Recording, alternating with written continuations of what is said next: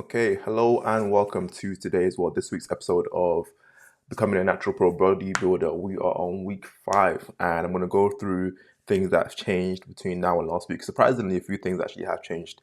There aren't too many comments, and a bunch of the comments were from my shorts and just people, kind of giving me praise. So I feel like there's no point self-glazing. So that was all cool. In terms of, we'll go straight into progress because that's probably like the most pressing thing. And then there's actually an update with the shows too. Okay, so I think from this point on, what I'm going to start doing. Okay, so here's the front from week 5. I'm not going to show any comparison from last year because I've already basically surpassed that part of training. So I'm just going to go with this one forward until week 8, where I might start flexing sort of like this from week 8, but we'll see what happens when I get there. Anyway, week 5, you can see there isn't much of a change from week 4 to 5, but if you were to compare it to the week before that or the week before that, then you can see that like there's obviously I've shrank a little bit, but not in terms of muscle mass, more like I just look a lot more condensed, which is exactly what I want from this prep phase. So everything is looking good, really. I'm really pleased with this level of conditioning. I've never seen my abs be this lean at this far out, and also they're a lot more bulky. They seem a lot more defined and like kind of like in your face. Back wise, what I've started doing, I know this looks like drastically different, but what I'm doing here is I'm just tensing a little bit, and I think I'm going to start doing that going forward because if you can see here, my upper back is a bit rounded just naturally. I just kind of like hunch over, and I don't even know if it's because my traps are so big or I just have a general bad posture. Perhaps it's 50-50, a mix of both. But what I'm going to start doing in the check-ins is try to keep my back upright and then just present the full package of the back as much as possible. You'll see here as well, I'm trying to flex my hamstring a little bit too and have a better catalog of the detail here. So over time, like by next year, I kind of want to see how my quad sweep and my hamstring definition changes over time. So that's why I want to be tensing a bit here. And if you look at my calves, you can see there's a bit of character there. There's a bit of character development there. Anyway, so yeah, back looks really cool, but my back has always been like my best feature, to be fair. Side here you can really see. So what I've done with the abs as well, I've started tensing my abs a lot more. So that in the progress pictures, even in general, I guess since I'm working them more, so it looks like my waist is a lot slimmer as opposed to here. Like right here, I'm pretty relaxed.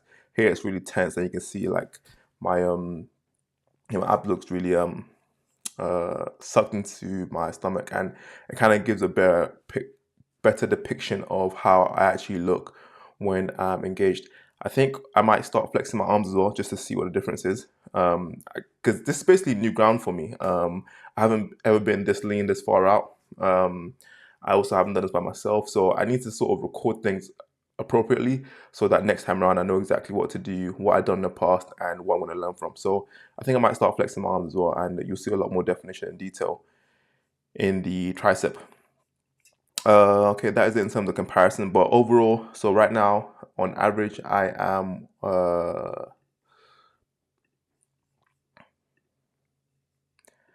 as of last week, I'm 100 kg on average, 100.4, and this week is actually going really well. I'm already on the way to 98, which is awesome. The lowest last week was 99.4. Is that right? Yep. And if we look at the tracker, you can see that I am very close to getting back on track. And I think so. What I did here was I kind of used Excel's whatever algorithm uses to figure this out to kind of gauge how I would look, well, how my weight would change over the next 2 days or 2 weeks. And it's showing me that I'll probably be on track in about 2 weeks, which is a lot further faster than I expected, considering I thought it would take me up until basically the last week of February to be on track. But if I can do that by mid-Feb, that would be awesome. Yeah. Okay, so I think that is it in terms of progress. We'll go over planned shows. So some things have changed a little bit. I spoke to this guy, or this page is like UKDF UK Drugs Free Bodybuilding Association. So I think the guy that runs the page is actually like the owner of the federation, which is pretty cool because he's quite transparent and he responds relatively fast. We actually had like a back and forth. Anyway, I always wanted to compete in classic because I thought that's what that's what I like, and I thought that's what I fit in. And even when I did my first show last year, I thought it was a bit weird that some of the classic guys looked really small, but I just thought that's just how, if you got it, you got it. If you don't, you don't. You kind of just choose which category you can fit in. And then I also didn't want to compete in open bodybuilding because I just thought there'd be some massive guys there. Turns out I'm that massive guy, but I didn't really consider that. Anyway, so I was looking through, so I messaged him and I was like, trying to get a weight cap because PCA, the other federation I did last year, doesn't have a weight cap. You could be whatever weight you want as long as you basically show up in good condition and if you don't embarrass yourself. Turns out this guy actually has a weight cap, and if you scroll, so I must have messaged him, and he was a bit. I feel like he was a bit annoyed because I didn't read the things that he had up on his page. So I was like, yeah, everything you need is actually here. So basically, like why are you messaging me if all the information is there? Anyway, so it turns out for me to compete in classic bodybuilding, I would have to drop all the way down to 77 kg, which is insane. There's no way I'll do that. Like first of all, it will be not just hard to do, it will be basically impossible. I don't want to see myself at such a low body weight, and there's no way I wouldn't lose just straight muscle mass at that body weight. So it's not something I'm ever gonna do. Basically, I'm never gonna drop down to anything below 80. Even like I wouldn't even go to 80, but the idea of having to go below 80 just seems insane. So then I was like, okay, cool. So maybe I'll do bodybuilding middleweight. I went and looked on their website, and even the middleweight was like it was 80 kg. So I couldn't even make that. So it turns out I actually have to do open bodybuilding. So rather than doing, where is it?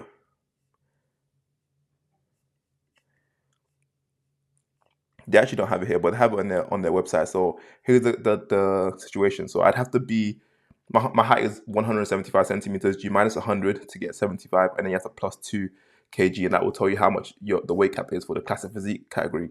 Which is a shame because he actually announced that for the classic physique, which is crazy, right? There's more cash prize. You get 250 pounds. You get 250 pounds for classic physique. I don't know if it's yeah, it's not actually available for open bodybuilding, which is a bit unfair. But if I did classic, I would have put so much more effort um into my posing routine. I'm gonna do put effort into it anyway, but I would have put more effort into my posing routine. But there's also another 400 at the British finals. So it's like they put so much money into classic, and I basically can't even qualify because I'm just too big, which which is a crazy way to think about it. But I'm hoping like if he's put this attention into classic bodybuilding, hopefully he'll put some more into open bodybuilding too. But this is like I think it's in conjunction with another like group. Yes, it's in partnership. So it's not like it's just him putting money into it. And there already is a big cash prize for the show for the British Championships anyway. So there's already something up to win basically. Anyway, long story short, this first show that I'm doing, the PCA show that I'm doing in April, that's going to be my last classic show. And then going forward, I'm just going to go into open bodybuilding because that's probably where I truly lie. And I was talking to one of my friends about how ideally the goal for me would be to be as heavy as possible on stage while being as lean as possible. And I want to be 100 kg on stage. I don't think that's possible because even the professional guys aren't 100 kg on stage. So I don't think it's possible, but that would be cool. And the only way to do that is in open because everybody else is naturally just smaller. So I don't think they would change the category just for me, or they wouldn't give me an exception just because it's me, which is a shame. Anyway, that's the update. In terms of shows as well, so me and the guy from this guy we're going back and forth about what I could do instead because I think he actually wants me to try to go pro in their show because they have this show Hearts of England here, and then you can qualify for this show. But during this period, I actually want it to be my growth phase. Will be in this period here, and I want it to be my growth phase so that I can be in the best condition possible for this show. And I'm like, in my head, I'm going back and forth like, should I just do it? Should I not do it? But a prolonged prep phase also isn't always beneficial, and I have to think about the long run. So I basically need this time to really compound my my growth and make sure that I'm in the best position for this show. And the thing is, like, the outcome of me doing this show, well, basically me doing a show, because the show is around here. If I do a show here as opposed to here, there's no way the look that would be at this show would be better than the look that would be at this show. So I might as well just prolong it, which is a shame. Anyway, that's it for planned shows. I'm doing open going forward. Wish me luck. All right. In terms of training, nothing has changed. Nothing has changed in terms of my schedule, but I've noticed that I've started doing hack squats on leg day. So I just do 2 exercises on leg day, which is leg extension and hack squats. I actually also want to do leg press, but hack squats are so heavy, or they're so hard and so challenging, that I think I'm just going to stick to hack squats in the meantime, because it takes me so I do it on Saturday. So Sunday, Monday, Tuesday, Wednesday. It takes me about 4 days to recover from the leg session. And even though that's good because it means it's effective, it means that my cardio is also affected as well, in the sense that, like, my legs are pretty burnt out from trying to, squat, hack squats so heavy, and I can't. So that means I can't do like the cycling as intense as I'd like, or even the Stairmaster. But I still get through it. What I like to do is use the pre-workout for Stairmaster, and then just freestyle it for bike. But today was a really tough one. Okay, training, yeah, pretty much all the same. I'm thinking about the off season, or the growth phase, and how I'm going to program everything, because I'll have more energy from just having more carbs in my system. I'll probably reduce the amount of calories. No, I'll reduce the amount of cardio in my morning session, so that I can probably add an extra exercise or an extra set or a couple more sets into my morning sessions. And that might be the difference between being, like, basically having smaller calves or bringing up one of my lagging body parts. In terms of nutrition, everything is still the same. Energy is good. Like, I have no cravings or anything. Everything is like, my routine is so perfect for me that there isn't even any space for me to feel like I'm missing out on anything, or like I'm hungry, or I don't know if I'm going to be able to continue this for a long period of time. I don't see anything that's going to get in the way of me continuing my diet going forward. And I still don't have to reduce my calories or anything at the moment, because I'm still losing on average. I mean, it's here, to be fair. I'm still losing on average more than 1 kg per week. So we're in a good spot. And I think even next week, or the upcoming week, I'll probably be around 98. So I'm in a good spot with that. There's no need to change anything. Same for cardio. Nothing needs to change, because everything is working. Yeah, and that is it. I don't think there's anything else I need to update on. But in terms of me feeling good at this point, I think it's 2.5 months out, and yeah, this is like, I'm just cruising, which is so strange, because it just means that it's going to be so much easier to do the growth phase, and then even easier to do the next prep, because I'll be closer in body weight to where I need to get to. And I might even have to do less cardio, because of how much better condition I will be in at that next stage. But that's the bridge that we'll cross when we get there. If you have any questions about my training program, as in what I'm doing, or if you want some coaching to help you get to where you want to go to, it doesn't have to be for like bodybuilding prep or anything like that. If you want to build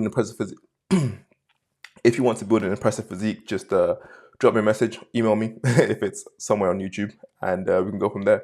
Bye.